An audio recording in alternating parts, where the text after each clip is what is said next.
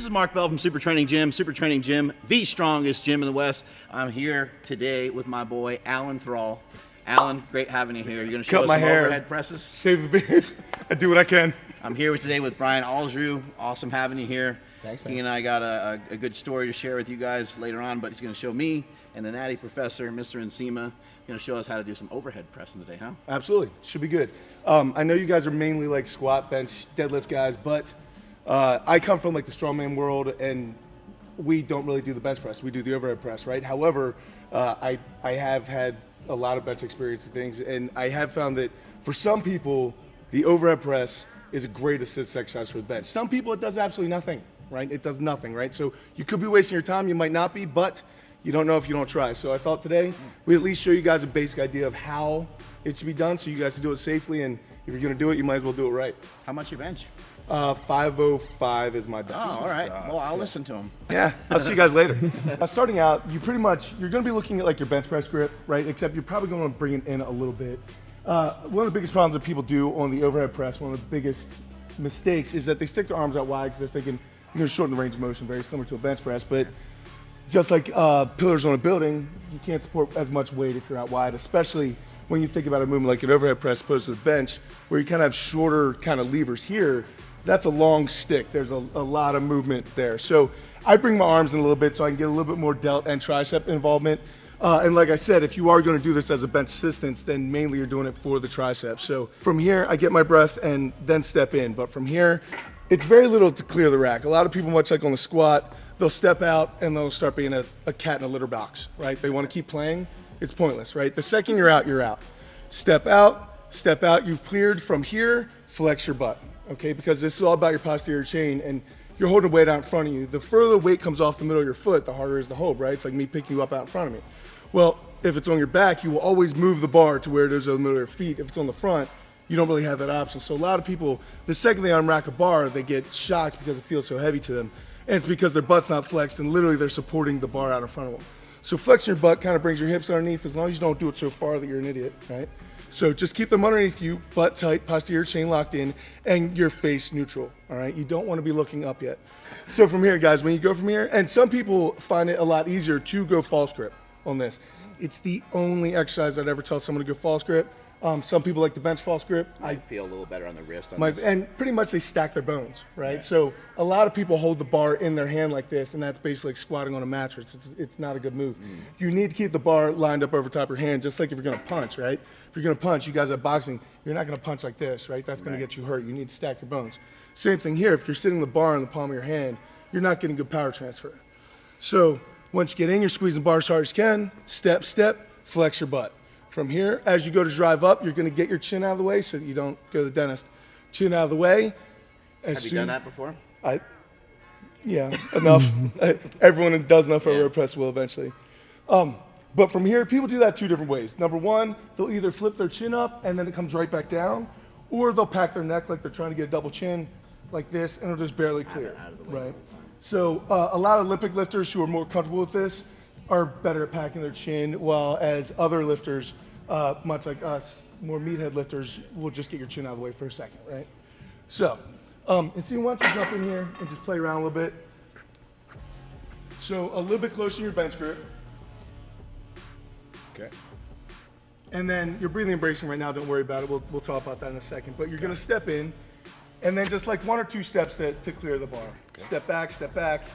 Yep, and then from there you flex your butt, right? So that bar lines up with the middle of your foot.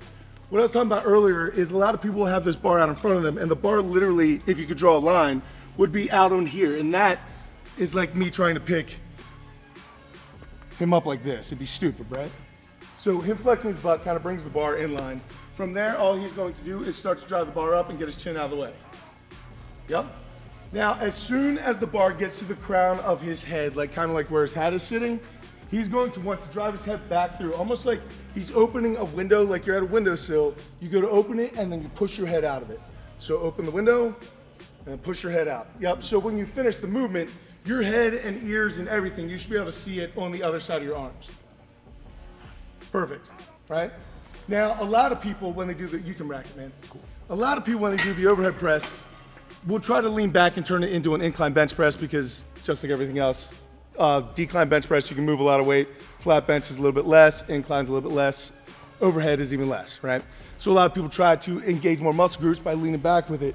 But the problem is you give up that real estate and then you can't give it back, right? So all of us who do overhead press, I know you guys aren't familiar, but you guys have all seen people go, and then they sit here like this, right? And they should have packed a lunch because they're gonna be there a long time, right? The problem is that they can't get horsepower back because the bar might be over the middle of their foot, but their spine is not, right? So that is why as soon as it gets to the crown of your head, you're trying to drive your head through. It gets horsepower back in the movement.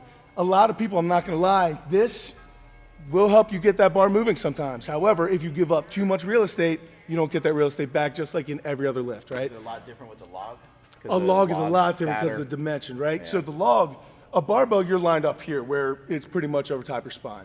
A log, you're lined up here, so you're automatically out. So the motion is very much up and back because you need to get that thing back. And literally, you'll hear it rub off your beard, and then you'll clang your head sometimes just because you're trying to get through so quickly. What we're doing here is considered a strict press or military press or overhead press in the lifting world. So whenever someone refers to it, all three of those are synonymous, right? But then there's other overhead press that people talk about. In strongman, overhead press means anytime that you pick something up off the ground and you get it locked out above your head, doesn't matter how ugly or what you did to get it there, it's an overhead press, right? So that gets a little confusing. But for the rest of the world, this is an overhead press. If you do a push press, it just simply means that you add your legs. So you're gonna be here and you're gonna add one drive. The bar is still in your hands.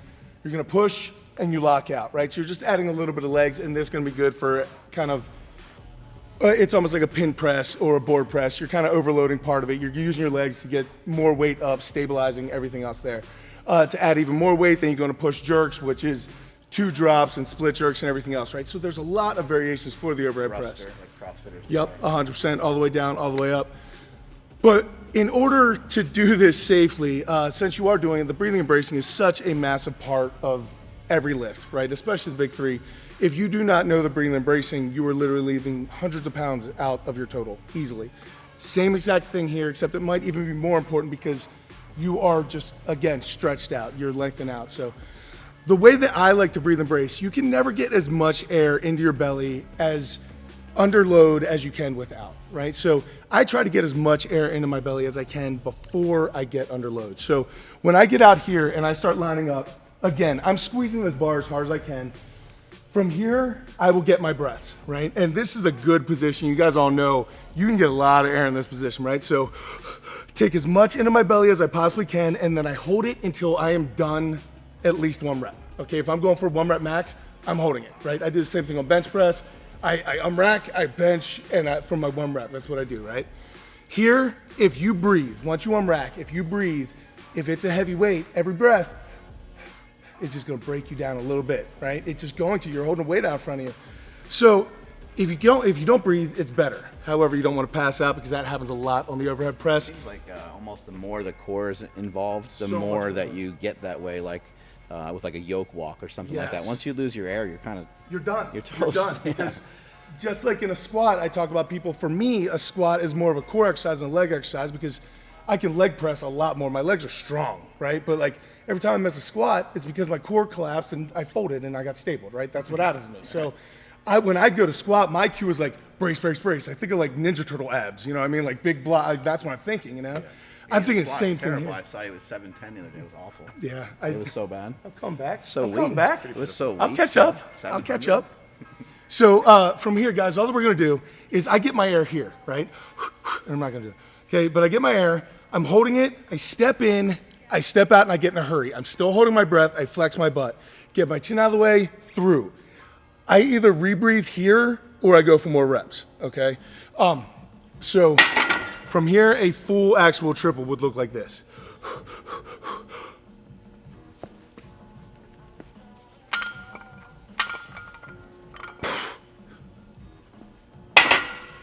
All right, if you're doing more reps, this is massive. This is massive. This is the best thing you're gonna learn from this video. If you're doing more reps, breathe when it's at lockout, all right? A lot of people will do like 4 or 5 reps, they'll bring it back down, and they'll be like, what's breaking you down, right? You can hold lockout, it's just like top of a deadlift. You can breathe all day at top of a deadlift, not a problem, right? Same thing here. then lock it down, and then get more reps. You will automatically get 4 or 5 extra reps than you could have got if you breathe down here. Anyway, breathing and bracing is this entire game. It's the whole game and everything. It's something I preach constantly, but for this, if you're not breathing and bracing, you're not gonna move any weight. So why don't you guys try it? Just try the breathing and bracing, try to get a feel, and you guys will feel completely different.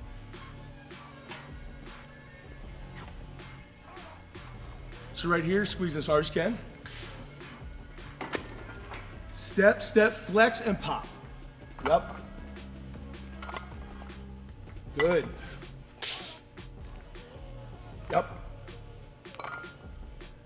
Good. Perfect. Like that. Yeah.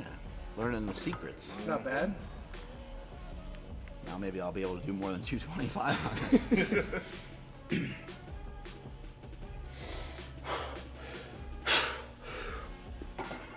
Step, step, flex, pop.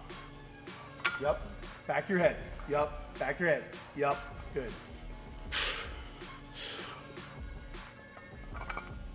Good. That's perfect. It's good, man. Felt good. The more that you get the bar back, the easier it's going to be. There'll be times, Didn't even feel any stress in my shoulders. no, as long as you're feeling keeping it. a good bar path, you're good. The problem is if you're riding out front, it's just like if you ride a bench. If you drop bench a little too down out front and you get that moment of like, I'm too far out front and that stress, same thing here. If you're too far out front, you get that stress. You know what I'm saying? One thing that I will say, a lot of people feel a lot of stress in their lower back. And number one, that's because you're not breathing and bracing. It's oftentimes like squat and deadlift, people will hurt their backs, not because their form's so terrible, because they don't have enough air in there. There's too much flex. Same thing here, but a belt absolutely helps because then you can push against it, right? A belt on this will help as long as you don't use it as a crutch, because some people will just strap that thing down and then you almost have like a fusion, and then they'll just push against a fusion, right? That's probably a no-go. That's no bueno for anybody in any exercise. But if you are using correctly and you're pushing out against it, then a belt can absolutely help you gain a ton on this. One other point that I will say, for people, a lot of times will get stuck in this kind of no man's zone and they're trying to get their head back through, but they're struggling. People a lot of times are just thinking up, up, up, kind of like on a squat where people will shoot their neck up and start craning their back and stuff. Same thing here. People are just thinking up, up, up, and they'll even go on their toes and everything. What I'd rather tell people as a cue, almost like when you push your back into the bench as opposed to pushing the bar up, try to push, think about yourself in like a place with a low ceiling. Your feet are pushing into the ground, just like a squat or a deadlift, and your hands are gonna be pushing up against, almost like this is an immovable static object. So you're literally trying to lock yourself through when you're pushing through, and you'll be shocked at people will be able to kind of, it stops people from going up on their toes to push them back on their I've seen heels. people lock weights out before in an overhead press where it almost looks like they didn't move the weight any further. Yes. Because they're kind of riding their elbow out. Yes. And I've seen the same thing with a deadlift too. Yes, Just 100%. people's arms just kind of get longer, and next thing you know, they're standing up. You're like, how'd they do that? But they stayed patient. And they kept their form. 100%. And as long as you hold that brace, now flexing your butt will keep you from passing out. A lot of people talk about passing out when a bar's in a front rack position, and especially when they have it in a true front rack. But flexing your butt a lot of times will stop that. So if you guys are feeling a little bit woozy on this, try flexing your butt, and a lot of times it'll take a lot of that away. So with people with baby wrists like myself, like sometimes there's a lot of pain during overhead pressing. So what can we do to make sure that there's less pain? Well, first thing, like we talked about earlier, keeping the bar out of like the palm of your hand, stopping this, and trying to get it on the heel. So maybe even going false grip, or just keeping your thumb wrapped and keeping your bones stacked. Also, squeezing that bar as hard as you can is going to help. But also, if you do like wrist wraps, then absolutely throw wrist wraps on. And I would highly recommend that you do almost like a cast. I know some people like to have a little bit of flex, but honestly in Maybe wrap this, some of your hands, some of your fists, Yes. and not just your wrists, so you're up nice and high. yeah, so that you're actually locked in a straight line. If you're back at all, number one, sometimes people who wrap their wrist and then get into that kind of front rack position will be even more painful with a wrist wrap on. So Yeah, this is for gonna me, this is gonna kind of block you from yes, from this part here, but you'll still have the range of motion and you can do the exercise. and you're not able to stick the bar in your palm Yeah. when you're in that situation. There we go. Awesome. So we're gonna move on to push press, all right, which is literally the same principles. The best part about the overhead press, much like other exercises, is that the principles still apply, right? So pushing your head through, holding the bar where it's gonna be. I'm not gonna stick you guys into a front rack position where the bar is supported on bone, right? That's where the bar's on bone, it's not really in your hands. and your legs throw it off your shoulders and then you catch it. That's more of like a jerk type of thing. For this today, just keep it as simple as possible. We're gonna keep the bar in our hands and we're just gonna add a little bit of legs. Now, again, this is gonna be good for kind of doing an override of your muscles. You can use a lot heavier weights with this, obviously, because your legs can push more weight than your arms. For most people, using their legs automatically adds 80 to 100 pounds to their overhead press. So let's say you can do 200 pounds on a strict press, you're probably looking at close to 275, 300 pounds using your legs. Now, for some people, they're like, well, then I'm not actually using my shoulder stuff, but you are, because you still need to stabilize it. You're still bringing it down. Believe it or not, you still are doing a lot of pressing here. And plus, that's why we do assistance exercises and we get more isolated as we break things down, right? So for this, what I recommend, if you are gonna use something like push press, I use it as a primary exercise, almost like a squat, bench, or deadlift.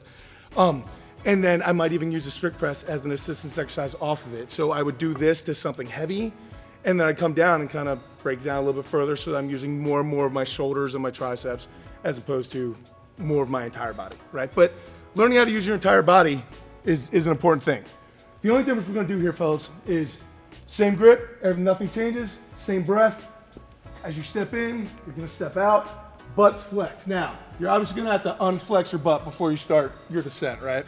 So from here, when you go to drive, the really important thing is you're gonna push your knees out, okay? Let me put this down, too heavy. When you push your knees out, okay, a big problem that people do when they start doing overhead press is they push their knees forward, okay? If you push your knees forward, your whole body collapses forward and your hands come forward. If your hands come forward, you push the bar out. You don't push the bar back, right? So to stop that, you need to kind of point your toes out a little bit more so your knees track correctly, and then you push your knees outward to go, right? So as opposed to this, we're going to do this, all right? Just external rotation, right? But all that's going to allow you to do is keep your upper body more erect so that you can stay like this. My upper body doesn't collapse down so that the bar doesn't change. Your hips and shoulders are still in alignment with each other. Yep, very similar to like a carry exercise, like the road runner. Like your lower body's doing one thing while your upper body's completely stable, right? So from here, I'm gonna push my knees out and then I'm gonna drive, okay? Now, since it's a push press, it is only one drive. So you drive your legs once and you lock out. That's the simplest one, that's what we're gonna go with, all right? But everything else stays the same. So from here, get your breathing, get your bracing, step out. Now, my knees are gonna push outward. And then you just drive up. Now, the bar's gonna come up a little bit quicker, so you're gonna need to get your chin out of the way, and then through, all right? That's it. All right? And coordination to that. Now, all that, Mark, what I want you to think about is getting the bar back. Okay. Back of your head.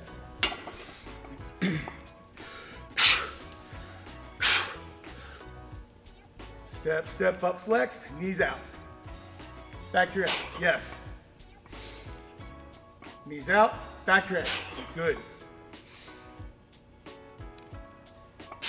Good. Yep. That felt pretty good. I was a little off rhythm, but it felt pretty good. Because it's just more, it's like riding a bike the first time, right? Yep. The only thing that I'd change about what you're doing right now is you're still finishing a little bit high, and you'll get more horsepower if you bring your head down. Okay. So if you think about like pointing your eyes at a direction here, just refocus on that immediately. Like when you do backflips. Yep. Easy. So here we are down on the ground, all right? Because we are doing the Z press. Now this is kind of like a tier 3 exercise. So this is more isolation. This is about as bodybuilding as I get. What's that mean? Tier 3. Tier 3. So I would consider something like More tears are gonna come out? What? They already happened. There are gonna be some tears on this one, there's no doubt. But basically, I look at like the squat or the bench as like a tier 1 exercise. That's like your primary. And then like a secondary exercise would be like a front squat or something like that. And the third would be like, this kind of like what you finish with. Like the weight doesn't matter as much. It's more about getting the burn. Now you can use this. You just said tier 3. Tier 3, that's what I'm saying. It's 3 tiers. All right. So a couple different things are going on here. Number one, we're taking everything out. Even if you sit down on a bench and you do it, you guys kind of freaking me out saying that. It's okay though. I'm all right. But basically you're taking absolutely everything else out more of you. comfortable if we put our dicks on your shoulder. I'm not against the idea. I mean, if we're gonna do it, then might as well. Whatever works for you. But if basically we're taking absolutely everything else out, right? So there's no legs, there's no shoulders. Even if you're sitting down on a bench or you're kneeling, you're using more of your body than you are on a Z press, because here you are compromised. Now, it is called a Z press because I don't know why. I used to think it was called a Z press for Zydrunas Savickas, who is arguably one of the greatest strongmen of all time. However, in an interview on a podcast, he said he had nothing to do with it, so maybe you're shaped kind of like a Z. Now we're confused. Yeah, so I think it's named after me. So from here, all we're gonna do, guys, the hardest part about this is figuring out where to line up, all right? You're not allowed to hook your feet into anything, although that is tempting, and you're very likely to get kind of cramps in your hip flexor or your quads because you're gonna be fighting so hard to stay up. The reason why is because you need to use your core to stabilize yourself. Most people's cores are weak, especially in a seated position. That's why it's very hard for most people to sit up without momentum, right? Like when people get up out of a chair, everyone swings themselves, they don't actually stand, right? Same thing here, but you're gonna have to set your hips back a little bit so that you can lean in and not be hitting the rack, right? And still be clear. So from what I typically tell people, you're gonna wanna line up here because this is where it feels comfortable. Don't do that. Start walking your butt back a little bit so that probably your knees are just about in line with underneath the barbell. From there, your grip's the same, all the principles are the same, breathing, bracing is the same, breathing at the top is the same, all of that is the same. The only difference is you're not using many things, it's gonna be a lot harder. Getting your head through here is gonna be vital. If you do not get your head through here, you're gonna fall backwards. If you fall backwards, just don't let the barbell hit you in the face, right? Just put it above your head, right? We'll work on that. All right, so from here, check it out. I lean back, I get my air, I lean in, unrack, head through, Oh, it's easy. head through, sit back. Step out for 1 second so I can show if you bail, right? If you guys do happen to find yourself in this situation, could happen, right? You sit in, you push up, or most time what happens is you get to about here because you try doing that lean back thing, you go like this and you go, oh no, right? Just lay down, man, right? Relax, Just don't eat it. That's the biggest thing, just don't eat it. So I did notice that when you grabbed the bar to go into the Z press, Yeah. you came into a more front rack position with Yes, your I hands. did.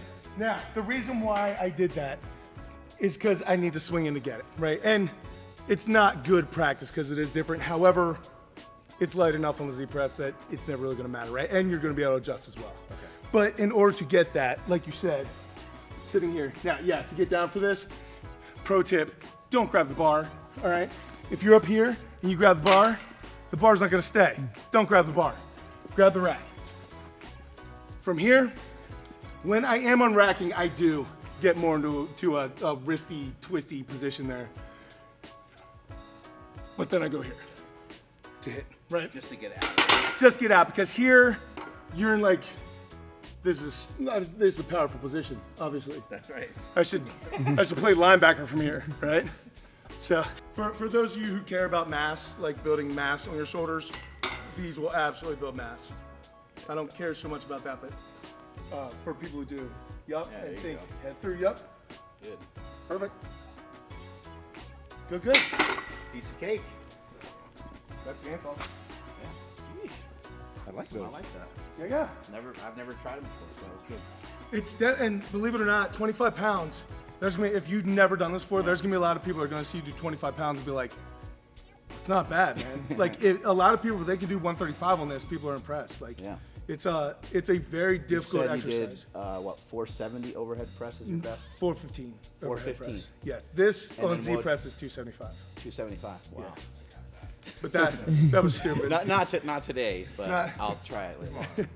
What But- holes? That's awesome. Huh? What holes can the Z press like help with? If you want to like implement it to your training, like what does it kind of help with? Number one, it's probably the number one way to take everything else out of an overhead press. Like a lot of people do seated dumbbell overhead press and stuff to try to isolate their shoulders.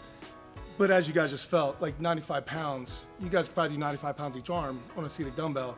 95 pounds here, different game. Number two, it also teaches that technique of pushing your head through, which for a lot of people, I know we all talk about how we do our mobility and we do our stuff, right? But if I'm being honest with you guys, I don't do as much as I should or as much as I probably tell people I do, right? And doing something like an overhead press almost forces things into position and gets you moving through this range of motion that honestly, I wouldn't be doing otherwise. And it keeps my shoulders healthier than it would if I wasn't doing it, I truly think. You know what I mean? Because there's not too many times in my life otherwise that I'm doing this, right? At least not to this extent, maybe reaching for coffee cups or something, but I'm not moving weight that often, you know? So it's a good thing for me to do so that my shoulders don't get frozen as I get older. And so my name is Brian Alsruhe, common spelling. You guys will probably throw it up here, I hope. But that is actually my YouTube is Brian Alsruhe, where I do a lot of technique videos, kind of like what I did here, except covering the big movements as well as strongman stuff, conditioning, that sort of game. And then on Instagram, I'm known as Neversate, Neversate. It's a made-up word. If you look it up, you'll find me. And yeah, that just pretty much means never satisfied, never satiated, which is constant, never-ending improvement, what we're trying to do here. I love it. So, yeah, man. That's it. We're out.